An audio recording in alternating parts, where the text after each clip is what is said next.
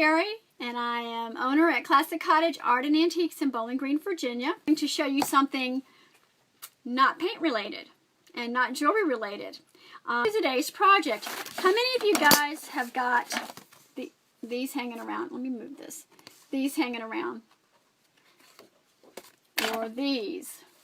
And what these are, my lighting is too much, isn't it? Cards, greeting cards. I tend to collect Christmas cards, and today I wanted to do a project where you could use something around the house. It's an upcycling project.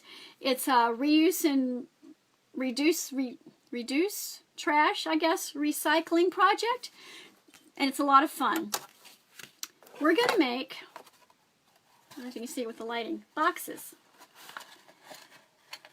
I can't get the camera right. Boxes out of greeting cards. I tend to save the ones, especially the ones from corporate companies. Is this one of the ones? I had one before. You know, they give you the big ones. I can't get the camera. I'm sorry, y'all. They give you the nice big size boxes.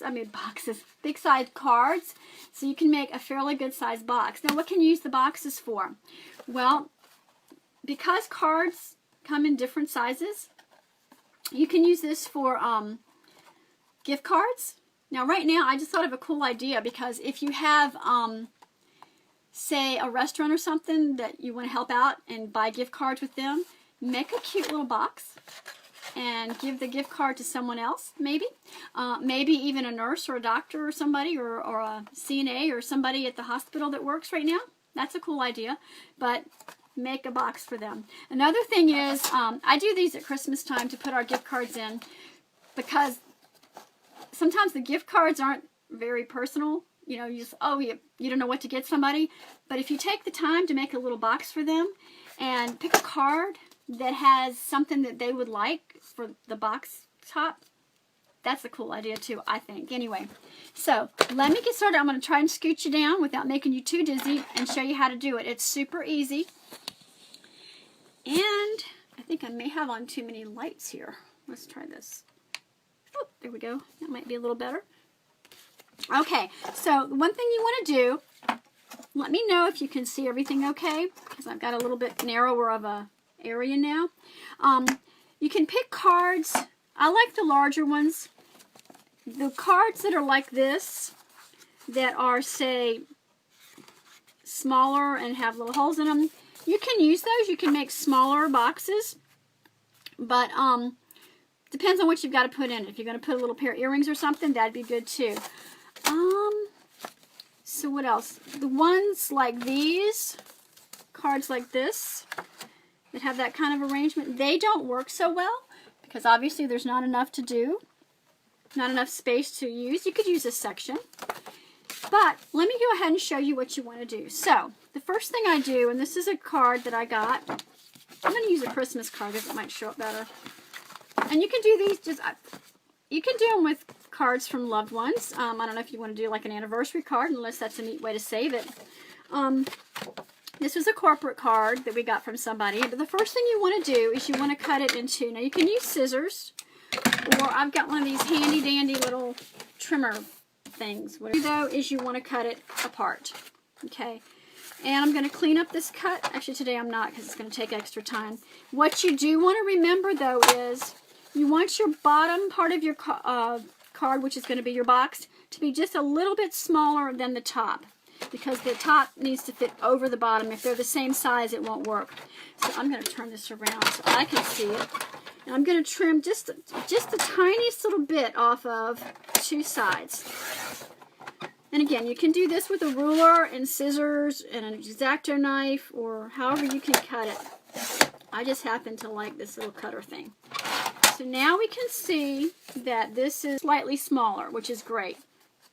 You don't want to make it a lot smaller, because then you're going to have a odd size box. Now, if you have a Cricut cutting machine or another type of cutting machine, you can certainly do this on there. You could do a template or something.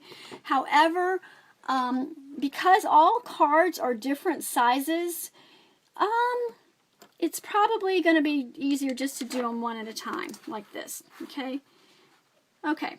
So, what you're going to do first is you're going to notice that you've got all this writing on here. You know, unless you want everybody who gets your box to see what somebody said to you. I mean, you don't have to cover it, but you can. What I like to do is I like to take and cover it with either wrapping paper is a good choice. Let's see. I have some specialty papers I got here. That's not a good one. Let's pick a good one here. Something, you know, something pretty for the interior. I don't know if you can see that well enough. Something pretty. You can use scrapbook paper, which I didn't bring out here because I forgot. You know, any kind of paper that you want to put over this. The good thing, the way to do that, you can use double stick tape to do that. You can use a glue stick. I wouldn't use glue that's in a bottle like this because it gets too wet and it makes lumps and stuff and it's not as great. You can also use a Xyron machine. It's a sticker making machine if you want. Today I'm just going to skip over that part and just show you how to make the box. I'm going to look at my picture and I'm going to kind of picture where I want the center. Like on this box that I made here, I wanted this to be about the center-ish looking. So what I'm going to do is I'm going to kind of gauge that measurement. I think I did 3 millimeters on that one. The bigger cards are better. But if I did, well, that's inches. 3 millimeters is going to make kind of a narrow box, but let's go with that just so you can see it. I'm going to flip it over, and I'm going to take my handy dandy pencil. Now I would clean this edge up and make it nice and sharp, but just for the sake of looking around, I'm just going to make marks. And the key to this particular project is really scoring. Scoring is what you're going to want to do once you get your lines done. And I'm talking randomly, so if I talk and make no sense, y'all just let me know. Look on my comments and make sure nobody's... Alright, so then you're going to make it one direction. Can you see that? Maybe. You're going to make the lines going one way, and then you're going to go back this way on the other sides. And there is a reason for that. Oops. If I can measure right the first time, maybe. Here we go. Alright. Now this is a cool project because you may have this laying around the house, and you may be able to make a bunch of these while you're stuck at home, and you'll have them ready for Christmas or birthdays or whatever. Okay, so I've got all these dandy little marks. Can you see? Now, there's a couple different ways to do this. I like this little tool right here. It's called a stylus. I used to use it for when I did brass stencil work. It'll work. You can also take a pair of scissors. Now, this is something you don't want to do with the kids. Just, or if you're like me, you've got dull scissors. But let's do it with the stylus first because it gives a better cut. The reason you want to score is because it'll fold better.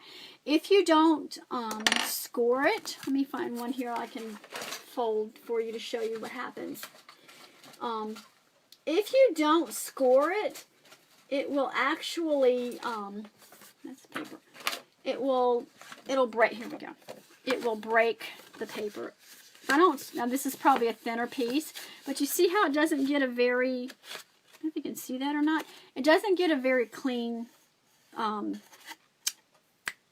fold. If you score it, let me see if I can do this real quick. Like I said, you can do this with scissors. Put a little bit of pressure on it, and you see the score line. I don't know if you can see the score line on there, maybe. But I'm going to score all of my marks here. That's why I put the marks. Now, I made the marks very dark so you could see them. If I'm doing it to give away, I wouldn't make the marks quite that dark. In case when I did my cuts that they would show up, and I want that to show up in my finished project. Okay? Okay. So I've got, not sure you can see that or not. I've got scored lines here, here, and all the way around. So now, if I go to fold this, it'll fold much easier. I'm going to fold on the scores. Do you see how easy that folded versus what I showed you just a moment ago? I'm going to fold all the way around. Now, I said you don't have to paint today. This is not a painting video, but you could paint the interior of the card instead of put paper on it, I guess, to hide the words. Okay, so I've got something that looks like this. It's not very box looking just yet because it just isn't. The key now is to cut 4 cuts, and I'm going to cut one here, and I'm going to cut one here. I'm going to turn it around, and I'm going to make sure that I'm cutting in the same line here. I'm only cutting to the score mark there. See how it's like that? I'm going to make one more cut. Okay, so those are my cuts. Oops. All right, so now what you're going to do, it's very simple. I know y'all figured this out already. You're just going to fold it in. Back here. And you've got the beginnings of a box. Very cool. So there's a couple of ways you can do this. I usually use like glue stick, which I don't have any with me. But another really good quick way to do this is with double stick tape. I usually like to tape up close to here so it will not poke out when it's finished. That piece of tape's too long. That's okay.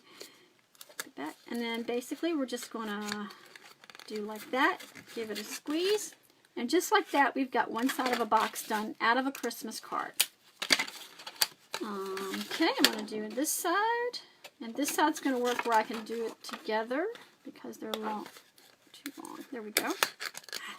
Let's do one more. Oops, my tape came undone on the other side. But you will glue it. And sometimes if I'm going to do this and I've got a lot of time, I'll use glue. And then I'll use like clothespins or something to hold the glue till it dries. So just like that, we have the top of our box. Okay?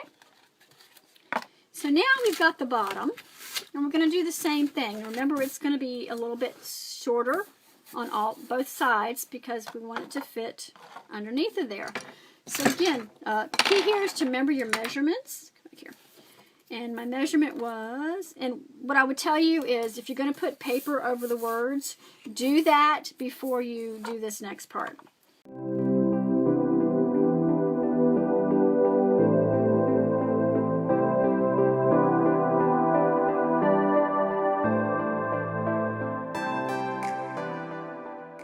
I'm going to score with scissors. Okay?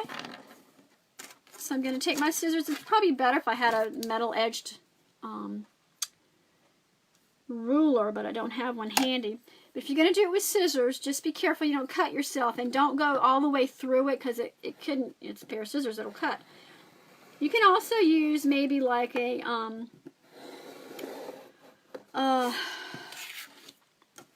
maybe a credit card would work also. You could do an X-Acto knife, but you'd have to be careful that you wouldn't cut through. Make sure you're on your lines. I'm going to do this one here. Okay. This is probably going to be very messy because I'm doing it kind of in a hurry. Just because I want you guys to see what I'm doing. Now, I always like to cut, score and then fold and then cut because all the time I end up cutting the wrong place. I'll show you what the crazy thing I did the other day. So for some reason I just like to cut where it's going to land on the ends. The flaps will fold in on the ends. And I'm going to cut here and here. Okay. Fold them down. And then we're going to tape them. And my tape, this is not the best of tape that I have. You can also use Scotch tape. As a matter of fact, let me do that this time. I'm just going to do Scotch tape for now, just to make it quick. Alrighty.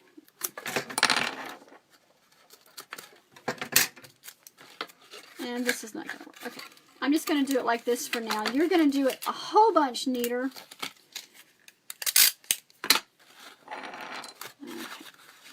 I mean, if you like this look, you could do it with the tape too. That would work. And just like that, you've got a box bottom. Alright. Here's the trick. Let's see if they fit. Look at that. Mine needs to be put back together a little tighter. And I might have made it just a tad too short, but that's okay. Just like that, you've got a cute little box. Okay, you can wrap it up, put some ribbon on it. Where'd my ribbon go? And go to town. And please, when you do it, use better tape for glue because mine's falling apart now. Isn't that a cute little gift box? And you've made it from something that you probably already have around the house, cards and whatnot. So, have you ever had a card where they're trying to sell you like corporate Christmas cards and you don't have a back to your box? Like this. Or like this. They're just trying to sell you corporate Christmas cards. No problem. Well, you do the same thing, but you can always use cardstock for the bottom. Just make it slightly smaller than your top and do the same thing. You do the scores, you do the cuts, you do the gluing. You can use a little piece of chipboard or a little piece of cardboard out of something, and it makes a really sturdy box bottom. I wouldn't use a real thick cardboard because when you score it, it tends to break the paper rather than fold nicely. So that's today's fun project. I just thought it'd be something different, something fun, something you can do with something you already have around the house. And that's pretty much it. And I just thank you for watching. And